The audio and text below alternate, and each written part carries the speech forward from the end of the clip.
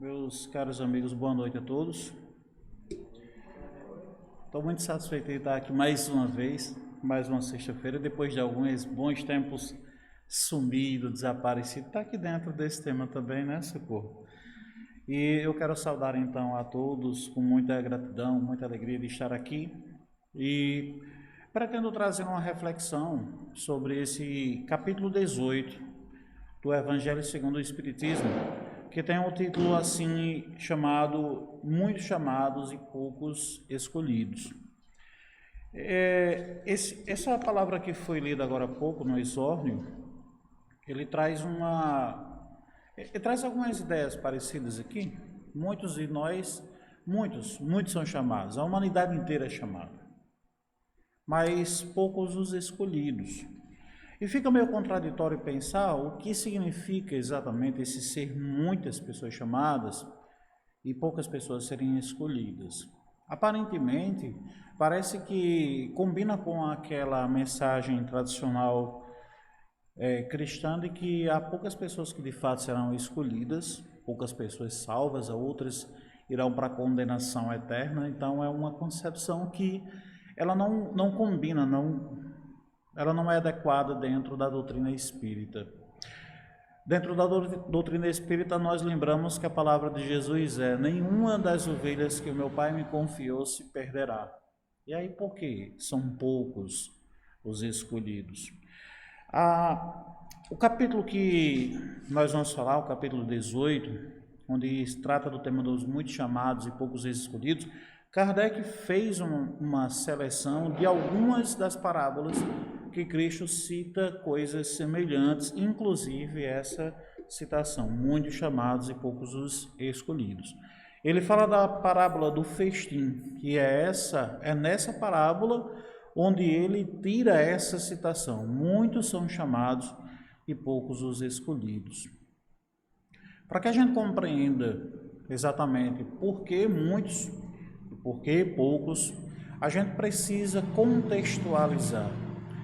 Um texto, uma afirmação, um discurso só faz sentido dentro de um contexto. É importante que tenhamos sempre em mente isso. Algo que foi dito, palavras soltas, sempre perde seu significado. É preciso compreender em que contexto aquilo foi dito, para quem foi dito, porque se observarmos as palavras de Jesus, que já foram transcritas por outras pessoas e não por ele próprio, então significa que nós já temos um outro filtro aqui. Temos um filtro de uma pessoa que foi testemunha e contou as palavras de Jesus. Isso aqui já é um filtro a mais. A pessoa que escreve o que alguém contou, conta do seu jeito. Mesmo assim, ainda tem uma contextualização histórica coerente com o período que Jesus estava vivendo, com o momento em que ele estava trazendo a mensagem. Por quê? Nunca é demais lembrar que aquele povo para quem Jesus falava era um povo humilde, simples. E se nós pensarmos, hoje nós temos escolaridade, escola, nós temos acesso ao conhecimento, mas naquela época não. A maioria das pessoas sobreviviam. O conhecimento que elas tinham, mesmo sem educação formal, com pouco conhecimento, era o conhecimento da vida. Eram pessoas que tinham dificuldade de entender, certamente, aspectos filosóficos mais complexos, ou como os fariseus costumavam dizer, entender a própria lei. E isso Jesus criticava bastante. E era por isso que ele ensinava em parábolas, porque ele precisava transpor uma linguagem figurada para uma população que precisava aprender por algum método diferente do que simplesmente ler um livro ou etc. Então Jesus está falando para pessoas humildes, ele faz uma parábola com imagens que eles compreenderiam, pessoas que foram convidadas para um festim. E nessa parábola, Jesus compara os primeiros e os segundos chamados como aqueles que receberam a revelação de Moisés. Kardec vai fazer esse apontamento aqui depois. Aqueles que foram primeiro e não quiseram vir, foram aqueles que receberam a lição de Moisés. Mas com o tempo passando, A maioria daquelas pessoas se detiveram na letra morta, no papel escrito, e esqueceram exatamente a evolução espiritual que Moisés convidou a fazer. Então, esses negligenciaram o chamado do Mestre. Os outros, da segunda vez, já chegaram, já vieram. E aqueles que se negaram a vir, o Senhor convidou a outras pessoas que viessem. Muitas pessoas foram chamadas, mas poucas vezes escolhidas. Aqueles que não quiseram, depois até foram postos para fora. É uma imagem muito forte para pensar. Jesus não era para acolher, porque ele está fazendo uma parábola em que ele separa pessoas. E aí vamos chegar ao cerne da questão. Não foi Jesus que separou. Foram as pessoas que escolheram. Eu falei baixinho, não pegou no microfone. Não foi Jesus que separou, foi as pessoas que escolheram. Elas escolheram não participar. Elas escolheram, elas conheciam a palavra, elas conheciam a mensagem, mas elas escolheram não participar. Elas não quiseram fazer parte daquela festa, elas não quiseram estar lá. Se transpusermos essa festa que Jesus se remete na parábola para o Evangelho, que sim, é uma grande festa, uma grande alegria, uma boa nova, nós entenderemos sim, aquele povo de mente fechada, um povo embrutecido e um povo muito fechado numa lei simples, eles não quiseram ouvir o chamado. Quando Jesus veio há 2022 anos atrás, o povo de Israel estava mantido como dependentes, eles eram dominados pelos romanos. Os romanos controlavam aquele lugar. E os judeus, eles se ressentiam de que eles não tinham um rei. Eles eram controlados pelo estrangeiro. E eles queriam um Messias que fosse um homem brabo. Eles queriam um homem que fizesse o papel do rei Davi, o antigo rei Davi. Eles queriam que esse fosse o Messias, aquele que iria liderar e trazer a liberdade física de um povo. E Jesus não cansou de dizer, eu não vim para esse mundo para os reinos terrenos, o meu reino não é desse mundo. A palavra de Jesus foi muito clara, dai a César o que é de César, porque as coisas que estão aqui na terra são de menos para a nossa evolução espiritual. O que Jesus veio nos ensinar não foi como matar o próximo para que nós conquistássemos, para que nós dominássemos, pelo contrário, ele estava mostrando que a dominação não era a partir da violência e a partir do controle político. Podemos dominar as pessoas pelo coração, pela conquista. E Jesus fez isso. Vamos para a festa, mas eu não quero, então você não é mais bem-vindo. São muitos os chamados, são poucos os escolhidos. Há 2022 anos, essa palavra continua sendo dita. Você é convidado. Você está vindo. Quantas pessoas, vamos pensar aqui, quantas pessoas já passaram pelas portas dessa casa? Quantas pessoas passaram pelas portas de outros templos, procurando alívio? Jesus disse, vinde a mim que meu jugo é leve e suave. Quantas pessoas procuraram apoio, uma orientação na vida? Quantas pessoas quiseram buscar a Jesus no momento da dor? E quantas ficaram depois que as cicatrizes aliviaram? Em suma, todos nós, de maneira geral, vocês e eu, e os outros que por aqui passaram e não ficaram, assim como não ficaram em outras igrejas, seja igreja católica ou evangélica, todos eles sentiram um pequeno alívio, não conseguiram se encaixar e não ficaram.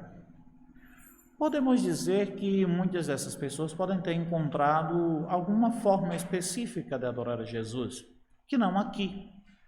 O nosso papel como trabalhador espírita não é exatamente julgar quem não quer fazer o trabalho. O nosso papel é trabalhar. Mas ainda chamamos atenção, o que faz com que vocês e eu,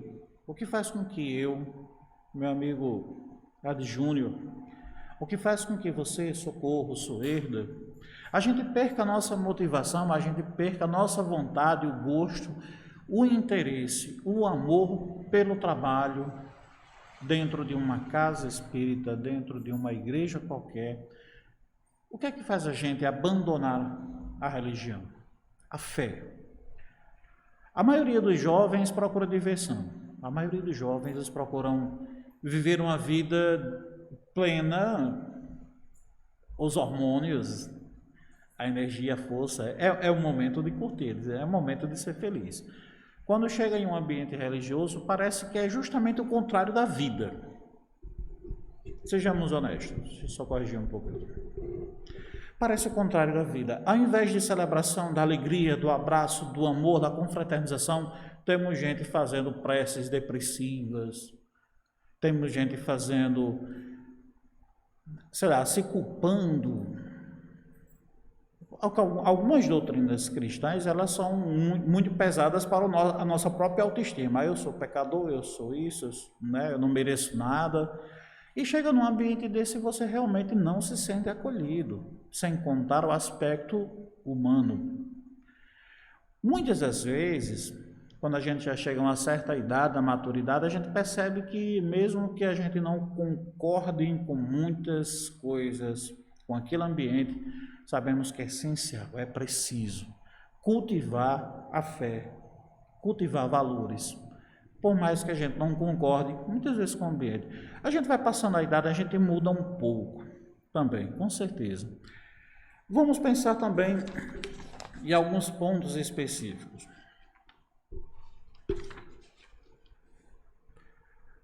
Muitos os chamados, poucos os escolhidos. Aí eu estou falando aqui dos nossos obreiros, estou falando dos nossos trabalhadores, porque do mesmo jeito que a humanidade é convidada para o Evangelho, nossos queridos amigos obreiros também são convidados a trabalhar, mas muita gente não está aqui conosco. O que nos desmotivou?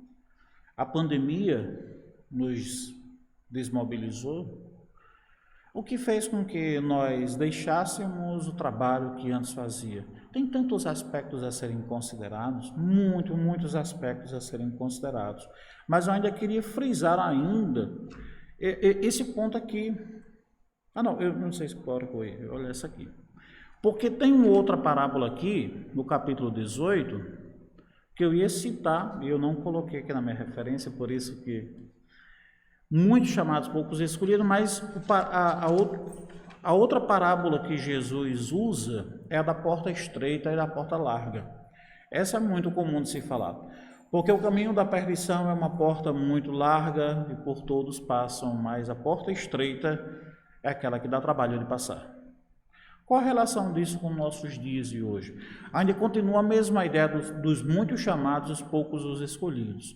A ideia de uma porta larga e uma porta estreita está relacionada com a ideia de que a porta larga é fácil passar. Pela estreita, nós temos uma metáfora para a dificuldade, para as dificuldades da vida. E pelo estreito é bem ruim de passar. Muita gente se cotovelando, muita gente com dificuldade de passar. Aqui é contraditório. Jesus está dizendo, vou separar pessoas. O problema, como eu disse agora há pouco, é que não está em Jesus escolher, é que as pessoas escolhem. A gente sempre esquece desse detalhe. Nós escolhemos nosso caminho. Deus nos colocou aqui para que nós trilhássemos uma evolução espiritual. Para que a gente escolhesse quais eram os serviços que nós queríamos fazer. E Ele nos deixa absolutamente livres para colher tudo aquilo que a gente plantou. Se aquilo que eu faço é bom, o universo me retorna essa bondade. Aquilo enche o meu coração, mas aquilo que eu não faço legal sempre volta.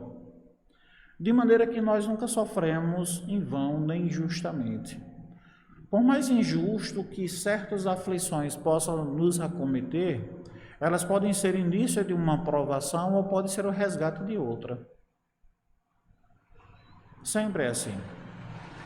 Eu costumo usar uma metáfora, que é você pegar uma bacia com água, minha amiga de Júnior, e você sacolejar a água, está bem paradinha, quietinha, ninguém me pediu para mexer nela, você vai lá e balança a água. que vai acontecer com a água naquele recipiente? Ela fica em revolta. Ela vai balançar, ela não está em equilíbrio. Tudo que está em equilíbrio é destrutivo. Qual é a ideia da água? É destruir. Enquanto ela se bate entre pequenas ondas, naquele pequeno espaço, um contra os outros, ela vai buscando progressivamente o equilíbrio. Mas antes que chegue ao equilíbrio, ela gastou muita energia chocando-se entre si. É o que acontece conosco, meu amigo Adi Júnior, meu caro amigo Tiago. A vida que nós levamos, nós baixamos com o universo, nós tiramos o universo de equilíbrio. Aquela energia que nós despendemos, ela retorna para nós. Haroldo Dutra Dias, ele costuma dizer, a mesma lei da física é a lei moral. É a mesma lei moral. A gente precisa movimentar-se, a gente precisa gerar essa energia. Então vamos pensar aqui, o que é que nos desmotiva, o que é que nos tira do eixo, o que é que nos tira do nosso trabalho? Ele diz isso.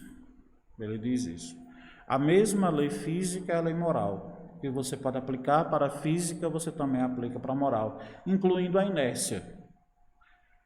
Começa com a inércia. Se você não se movimenta, a sua tendência é ficar lá. Aí lembramos da palavra da doutrina que diz, dá um passo e o universo te ajudará. É preciso que você faça primeiro um esforço para que algo venha a seu encontro. Se eu estou parado, se eu não procuro ninguém, se eu não procuro nada, nada virá em meu encontro. E por aí vai. Então, sentir-se desmotivado é quase que uma parada meio que obrigatória na vida da gente. Porque a gente pode pensar que tipo de coisa nos desmotiva, nos leva a perder um pouco do nosso trabalho, do que nós precisamos fazer. Isso eu coloco para mim, coloco para todos nós, para quem está assistindo por meio do YouTube, para todos nós que estamos em casa. A gente sempre se desmotiva com as coisas que a gente faz. Nossa vida é cheia de altos e baixos, tem momentos de muita euforia, de muita alegria. Nós nos empenhamos bastante, gostamos muito do que estamos fazendo, mas tem momentos que a gente desanima bastante. O que é que nos faz? Será que nós somos tão ruins assim que a gente não consegue perseverar? Será que isso é um problema de fato? Até os discípulos, amados de Jesus, os apóstolos, até eles se encontrarem um momento entristecidos e desmotivados quando perderam o mestre. Até em um momento foi preciso reavivar. Foi preciso uma reavivação para que eles voltassem. Olha, é verdade, temos um trabalho a fazer. Mas para que a gente saia da inércia, alguma coisa tem que mexer conosco. É o que aconteceu com nossos irmãos também, os apóstolos. Primeiro, eles estavam escondidos porque o mestre se foi. E eis que Jesus aparece para dizer, vão lá, faça o trabalho. E eles ficam empolgados. Nunca tinha imaginado, o mestre se foi, mas ele estava aqui. Eu toquei nele, estava perto de mim. E aquilo, com certeza, aqueceu o coração deles. Mais para frente, quando começa o trabalho, vem o Pentecostes. O fogo do alto, as línguas estranhas, etc., que fizeram com que eles tivessem a ousadia de sair pelo mundo para espalhar a boa nova do Evangelho. Isso é fascinante, mas é importante observar. Os apóstolos, hoje, pessoas que a Igreja Católica, na tradição cristã, chama de santos, aqueles que estão pertinho de Deus, e a gente não, a gente está aqui. Essas figuras também, mais embaixo, né, Tiago? Essas pessoinhas também, pessoas tão queridas, pessoas tão fantásticas, elas também titubearam, elas também cansaram, porque somos humanos. Será que isso é normal? Até Chico Xavier se pegou muitas vezes triste pelo que acontecia consigo, pelos insultos que recebia, pela carga de sofrimento que teve que passar. Chico Xavier com um problema na visão, e mesmo assim, Emmanuel nunca dava trégua, vamos escrever mais um livro, não escreve com um olho só. quando ele foi insultado. Tem um episódio que é visto no filme sobre Chico Xavier, mas é uma coisa que eu acho tão extraordinária, que bom que colocaram esse evento no filme sobre Chico, porque dá uma demonstração muito legal da palavra.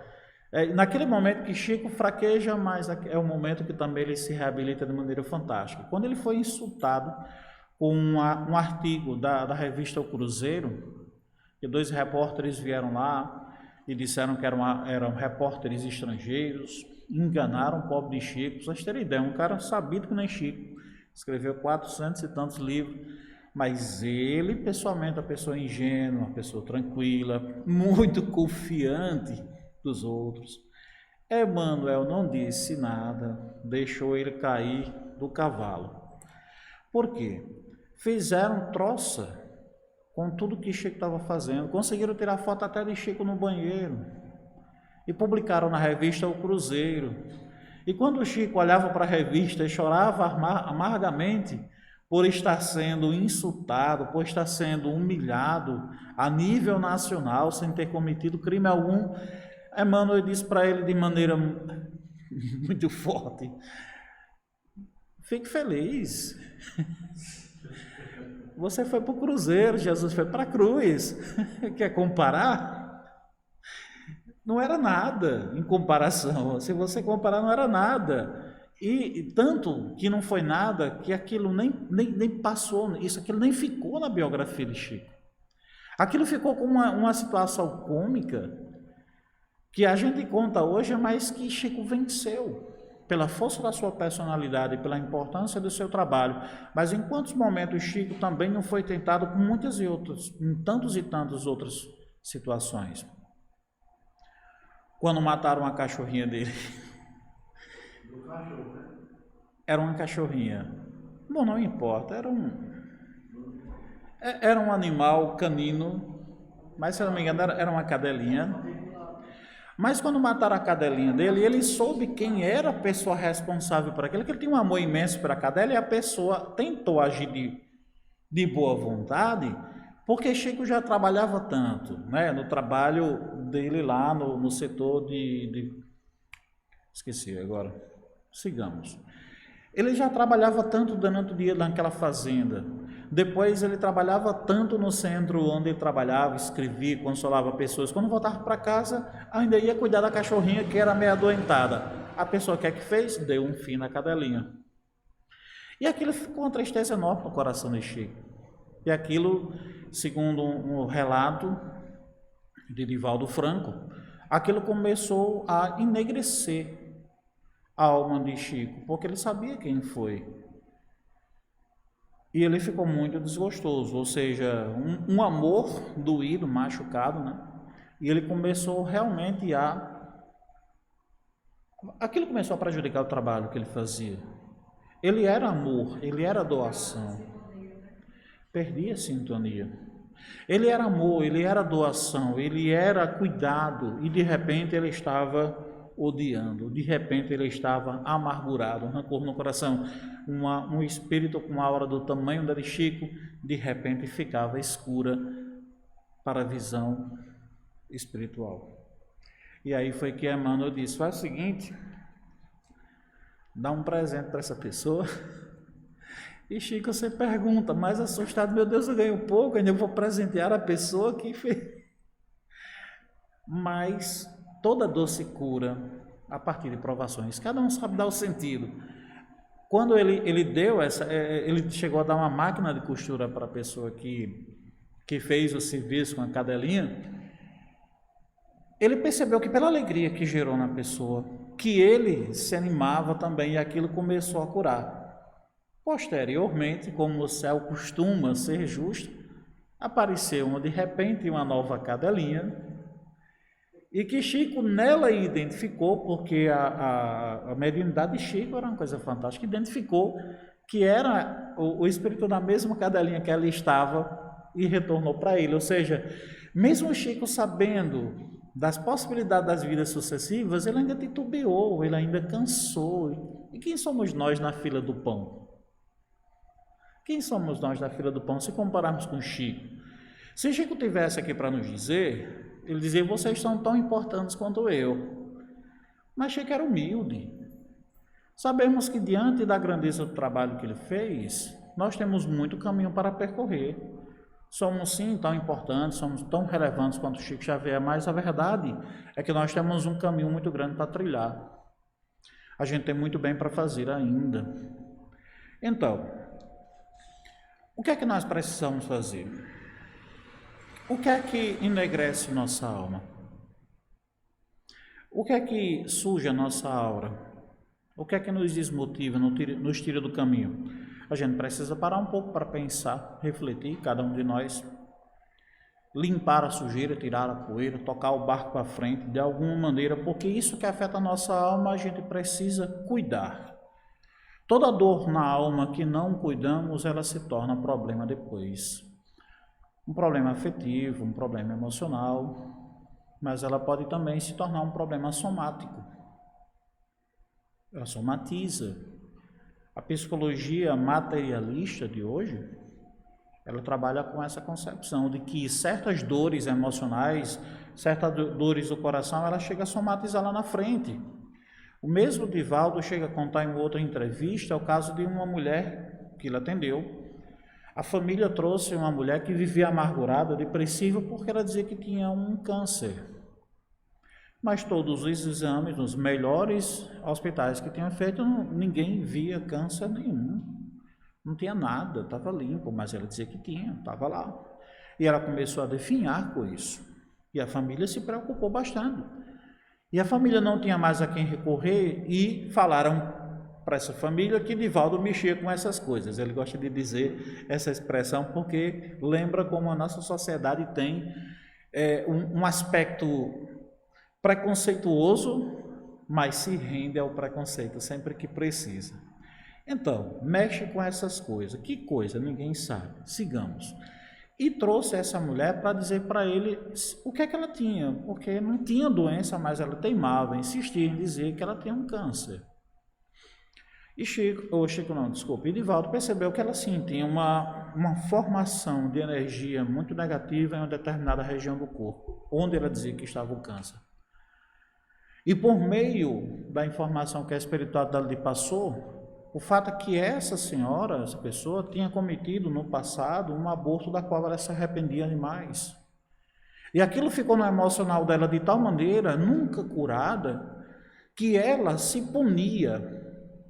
Ela meio que se odiava e ela fez com que aquilo surgisse. E ela, depois que Divaldo sugeriu alguns acompanhamentos, frequentar a casa porque nada podia se fazer, já que não tem um câncer, não vai retirar um câncer que não tem. Então, o Divaldo disse que alguns meses depois a família liga para ele para dizer que ela tinha falecido de um câncer que tinha aparecido de repente espalhou-se e foi. E é isso caso somatizamos. Então, toda dor emocional, todo problema que a gente não resolve, vai cobrar a conta em algum momento no nosso futuro. Então, precisamos limpar nosso coração. Precisamos limpar nossa alma daquilo que nos aflige, para podermos seguir adiante. Então, vamos lá. Se nós não estamos na casa, nós perdemos muito. Eu estou falando nós como trabalhadores. Se a gente não procura nem o evangelho no lar, a gente perde muita coisa.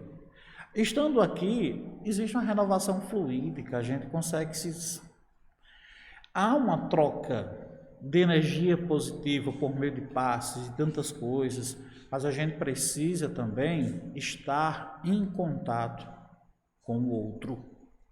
É preciso, meu amigo Adi Júnior, minha querida Suerda, conviver com as pessoas, ter com elas chegados, acordos e também desacordos. São os acordos e desacordos na convivência com as pessoas que nos educam e educam a elas também. Se não aprendermos a dialogar e ter pequenos conflitos, como saberemos quais são nossos limites? Ou os limites da outra pessoa? Minha querida amiga Fátima, quantos filhos você criou? Meu mesmo só foi 2 em casal, agora vinha 2 outros Pois bem, 2 filhos naturais e um rebanho de tantos outros que o coração acolheu. Mas olha só, quando você precisou educar, precisou passar por cima da vontade de alguém, precisou ter um pequeno conflito. Porque toda educação é como você fazer um polimento, é como você fazer uma lapidação de uma joia. A joia vem bruta, mas ela tem valor. Você precisa também trabalhá-la, e isso requer uma certa dor para o mineral. Você precisa aparar arestas, você vai cortar pedaços, você vai moldar as coisas. Educação é aparar, é cortar o que passa, é fazer com que as pessoas encaixem. Às vezes parece meio autoritário essa ideia, mas a vida, ela cobra isso. Uma criança sem limite em casa, ela vai ser uma criança infeliz e fracassada no mundo. Porque sim, o mundo vai dar limites com toda certeza. Então nós precisamos reeducar nossos sentimentos. Se numa casa espírita, numa igreja, numa congregação, num grupo de pessoas, existirá conflitos de interesse, discórdia, ou a famosa, como é aquela palavra, melindre, né? Ou melindre, precisamos passar por isso. Precisamos conviver. Alguém um pouco mais maduro vai perceber que haverá um momento de conversar com alguém, aparar essas arestas. E de repente a pessoa que está causando melindre, que está em angústia, que está em desequilíbrio, precisa passar por aquilo para perceber, sentir na pele que as ações dela não são legais. Essa reeducação dos sentimentos nós precisamos fazer na casa espírita, no nosso trabalho e também nos nossos estudos. Joana de Ângeles, ela tem um trabalho fantástico, meio difícil de ler, diga-se de passagem. Joana de Ângeles, só faço uma crítica a Joana de Ângeles, pelo amor de Deus, escreva mais fácil. Eu acho que ela já deve ter reencarnado, ela não vai me ouvir, mas no dia que, olha, Joana, no dia que você precisar escrever de novo, escreva fácil. Porque é complicado, é meio difícil, se você lê e fica pensando que entendeu. Esse é um problema. Aí lê de novo e tem a certeza que não entendeu. É porque, eu não sei se ela estava escrevendo a maior parte do que ela escreveu apressada, mas ela coloca tanta informação num parágrafo só que você termina... Uma linguagem culta, rebuscada. É uma boa explicação, ela nos força a buscar significados e aprender. Isso é uma característica da doutrina espírita, porque a ideia da doutrina espírita é: a sua razão precisa encarar a fé. Precisamos saber. Não é acreditar porque alguém mandou, nós sabemos, nós conhecemos todo o universo que nós frequentamos. Então, reeducar os sentimentos, ressarcir os erros, minha querida Gaguinha, por meio desse contato, do conflito com os outros, que será inevitável. Se tem uma lei natural, é que onde existe 2 seres humanos, pode rolar até amor, mas briga vai ter antes de qualquer coisa. Sempre. Pode rolar até amor, mas briga vai ter em algum momento. Então o ser humano, ele gosta da treta, ele gosta da briga, ele gosta do conflito, mas o conflito é necessário para podar, para fazer essa lapidação no nosso coração. É assim, por meio da socialização com os outros, que nós percebemos quais são os nossos limites, o que nós podemos... Oi? Porque somos pessoas que somos diferentes em vários aspectos. E isso acontece para a gente aprender a respeitar o outro como ele é. Também aprender e ensinar coisas. Aprender e ensinar coisas, porque só respeitar o ponto de vista do outro pode ser apenas uma atitude, como é que eu poderia dizer, apenas ignorar. Tá, eu não gosto do que a de Júnior fala, mas eu não estou nem aí. Isso não vai me servir, que não passa nem pelo coração, eu só deixei ele falar porque, né, tenho que deixar. Só que esse né, tenho que deixar, eu deixei de aprender a lição de que eu posso aprender, eu posso estar errado, ele tem um ponto de vista, poxa, eu vou pensar, e se for?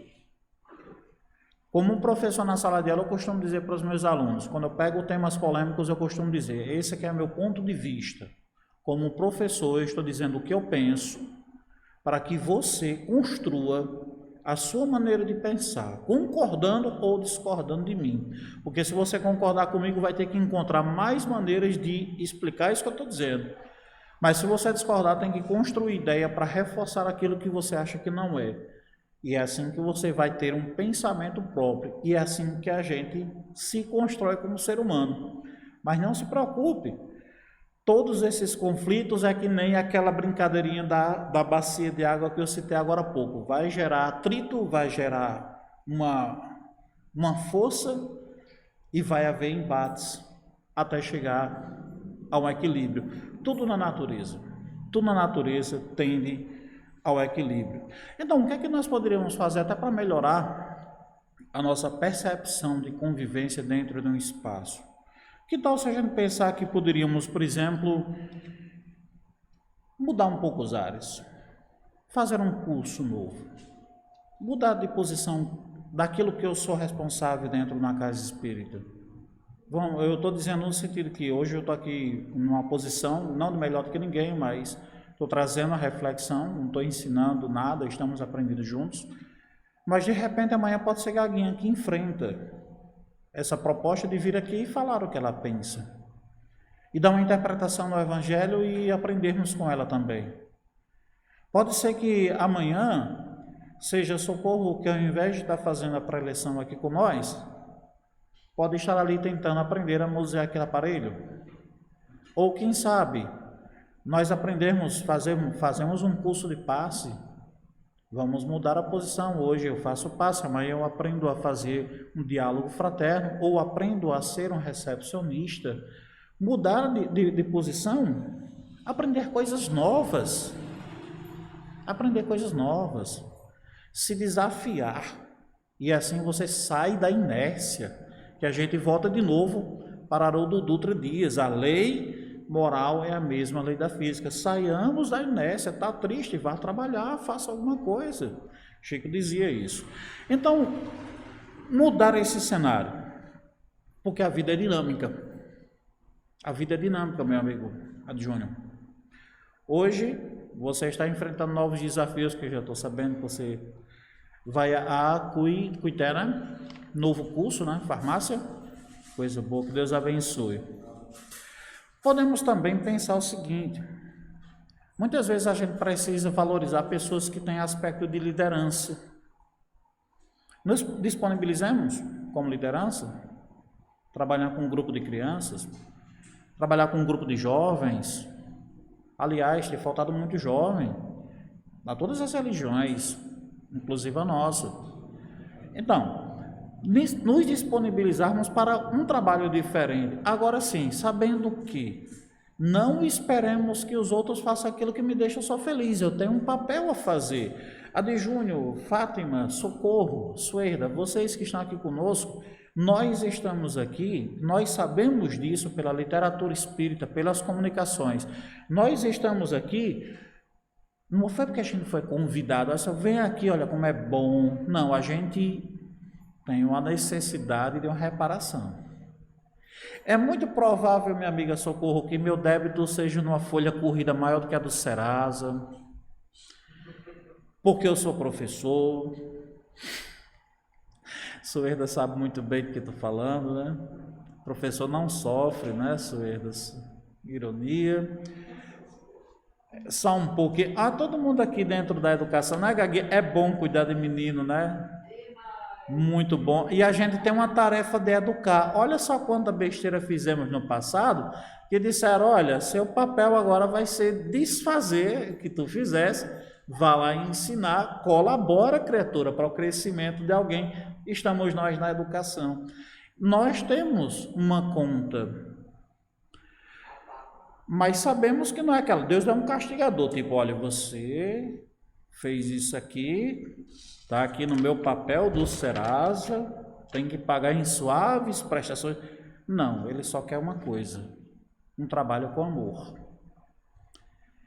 Aí a gente pode pensar no amor que nós estamos dedicando ao nosso trabalho.